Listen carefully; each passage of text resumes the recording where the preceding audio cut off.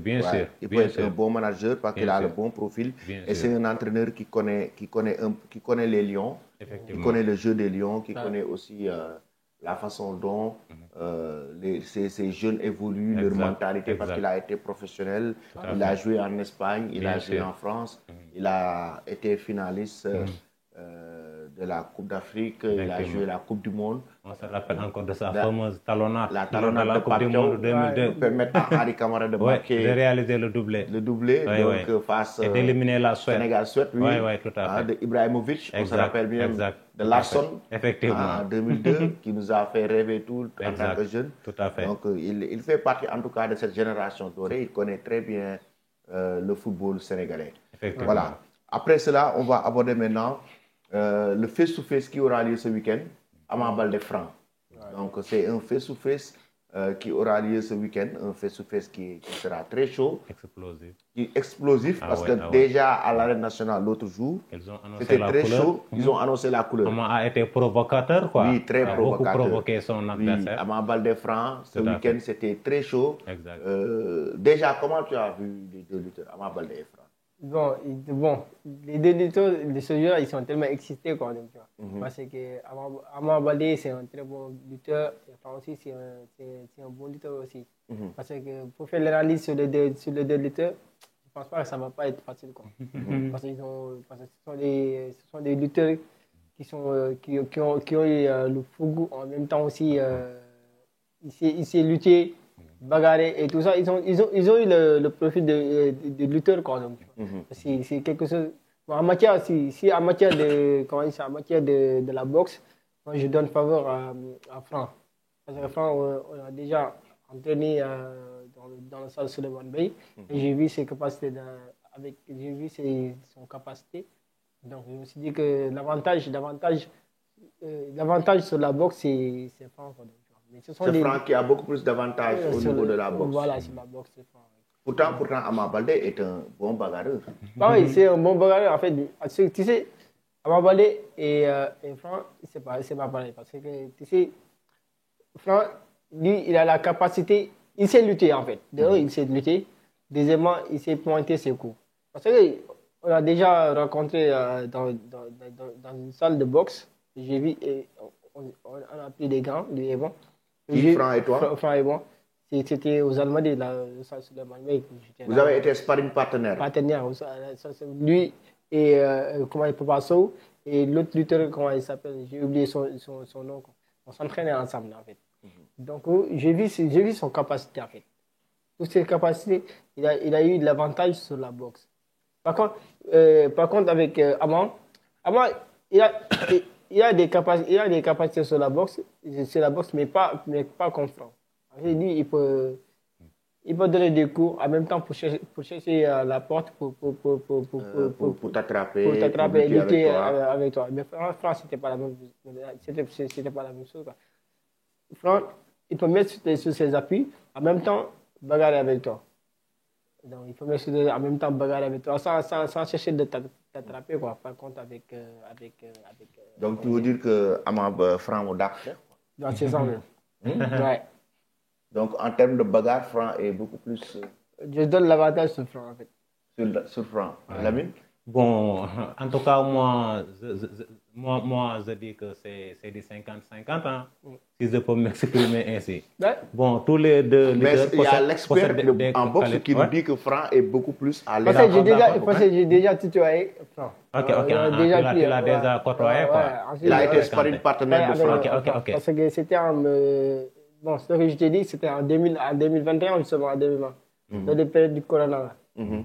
On s'entraînait ensemble à la salle Suleiman Bey aux Almadies. Lui et Papa Sow et d'autres lutteurs.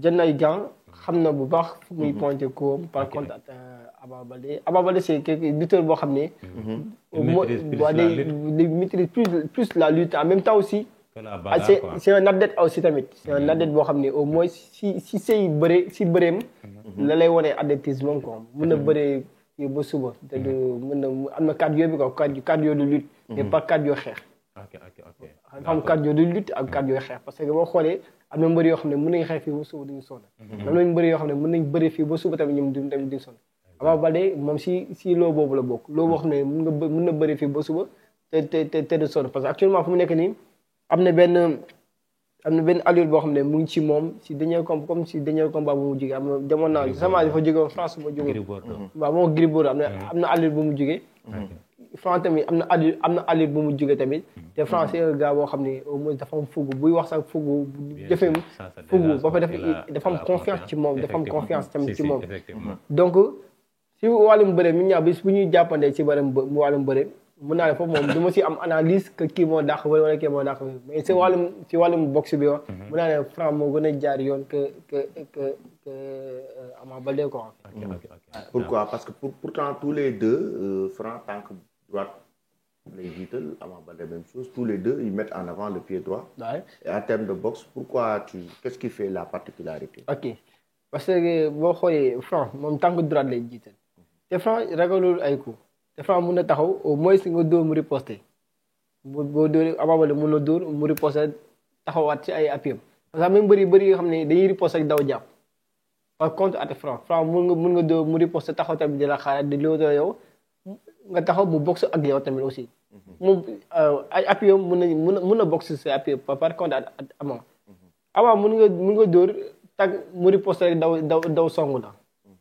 daw songu la pour am buntu moo tax moom muy dóor quoi te moom buy dóor du dóor jàbbu clair donc day faxas rek après daw jàpp par contre ak Franc dañuy dóor jàbbu leer dañoo taxaw mu teel à distance nga song ko moo bëri ak yow. Pourtant Franc parfois je vois que ses coups il donne des coups perdus bon parce que boo xoolee si en matière de crochet en fait parce que bëri bu ñu dóor crochet ñoom dañuy dóor law même sax Ama Baldé noonu noonu def même sax boo xoolee aussi tamit kii defe naa Gris Bordeaux rek moo ko dul def mais si am na boo xoolee Ama moo ko pour relonge kii moo ko pour relonge Franc moo ko pour relonge te Franc bés bu taxee si ay appem tamit bu ko dóor jàpp ci lenn rek Ama Baldé lenn rek la mën a def muy jaxase comme ñoom ni ñuy kii ni ñuy dóoree jaxasoo rek ñoo lay jàpp loolu moo ko mën a arrangé quoi mais bu fekkee taxaw à distance jàpp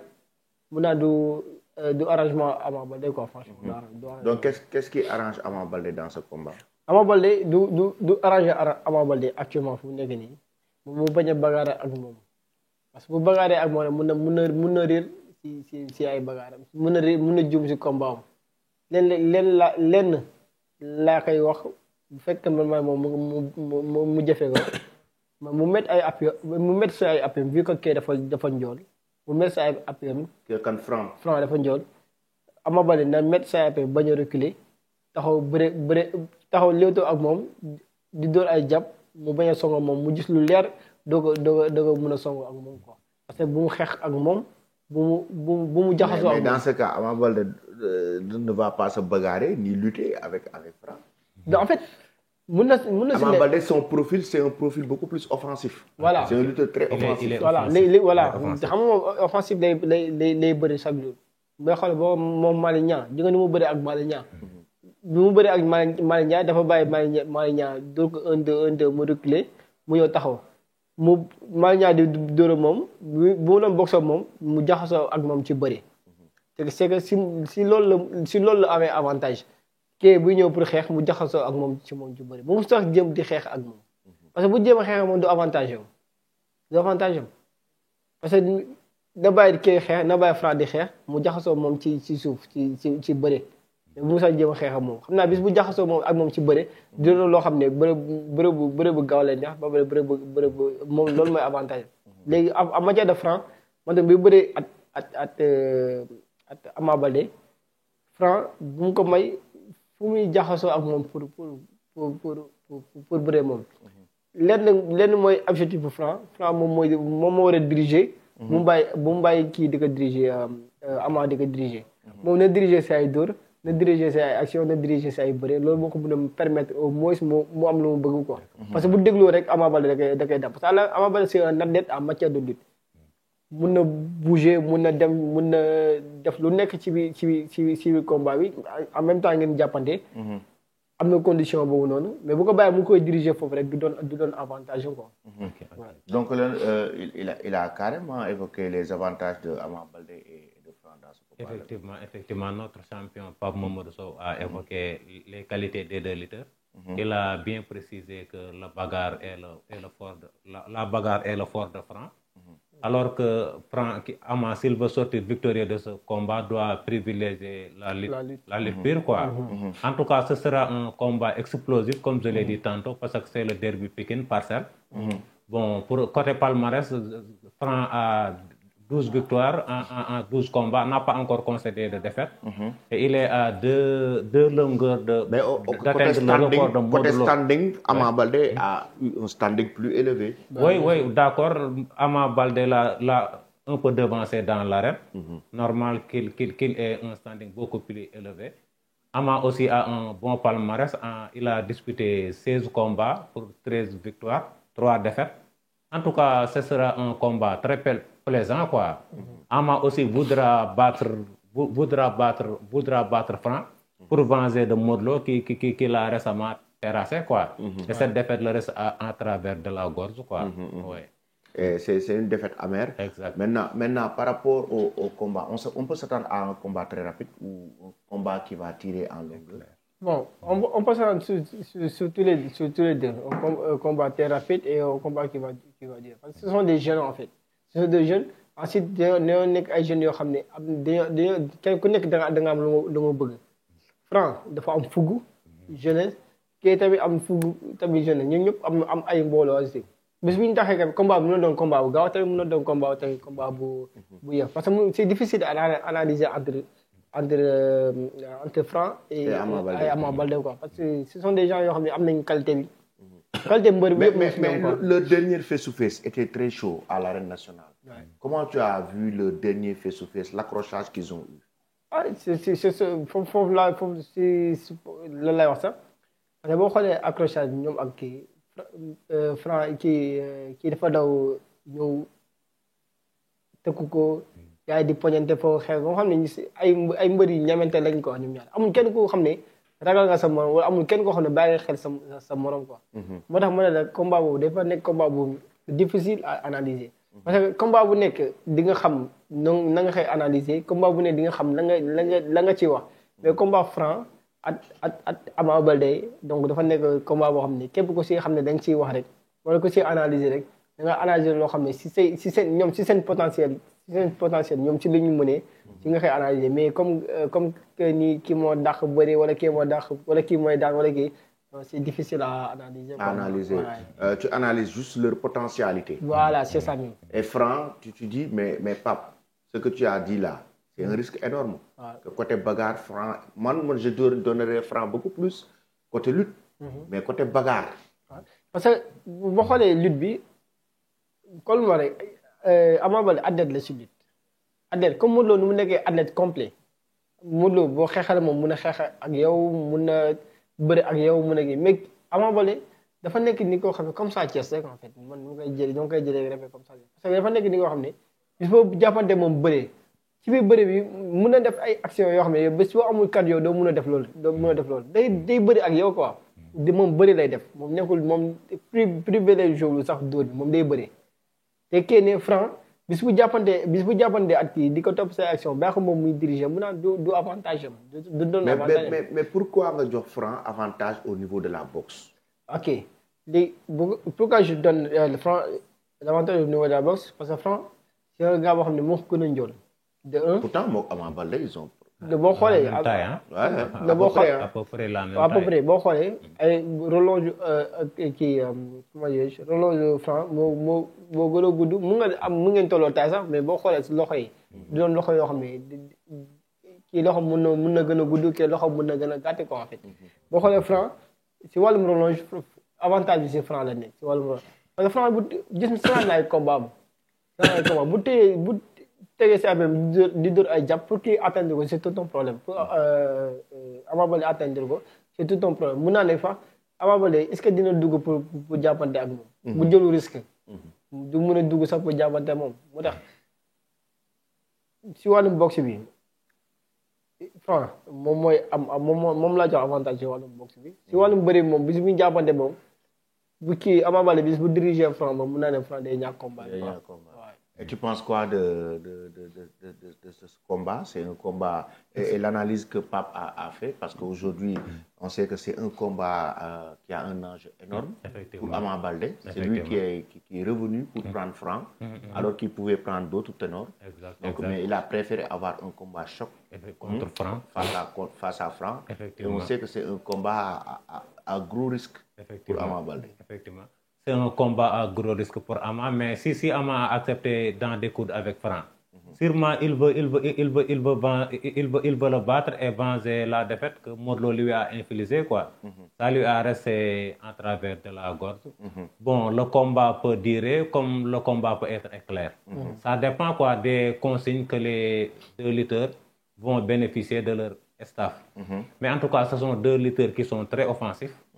Ils peuvent livrer un combat très éclair.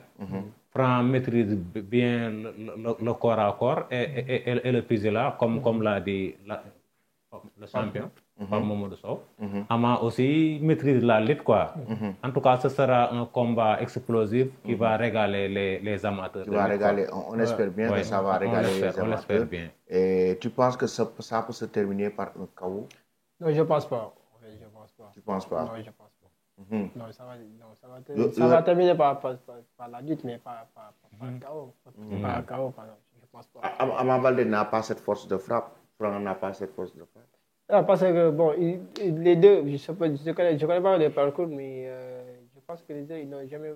Bon, ni KO. Ni KO quand En même. adversaire, Ils quoi, dans n'ont jamais vu ni KO. Parce que ce sont des gens, ce sont des lutteurs qui privilégient totalement sur la lutte, quoi. Donc, ce sont des, donc, je pense qu'il n'y aura pas de KO. Ensuite, ce sont des lutteurs, au moins, toi la ñu ay jeunes lañu ba pare am nañu fugg bi ba pare pour nga doon nit kaw c'est tout un problème quoi. On peut s'en sortir avec un combat électrique. Avec un combat électrique. Effectivement. Voilà. On va parler maintenant du champion, Pape Amadou Sow. Pape Amadou qui a été récemment en Côte d'Ivoire pour son combat. Et puis, entre-temps, tu n'as pas encore eu de combat de boxe? Entre-temps, ici, parce que am na combat le 22 février Bini. Ce sera où? Au Congo, avec le truc de Corona et ces genres de problèmes-là. Je me suis dit qu'après cela, on va reculer tout pour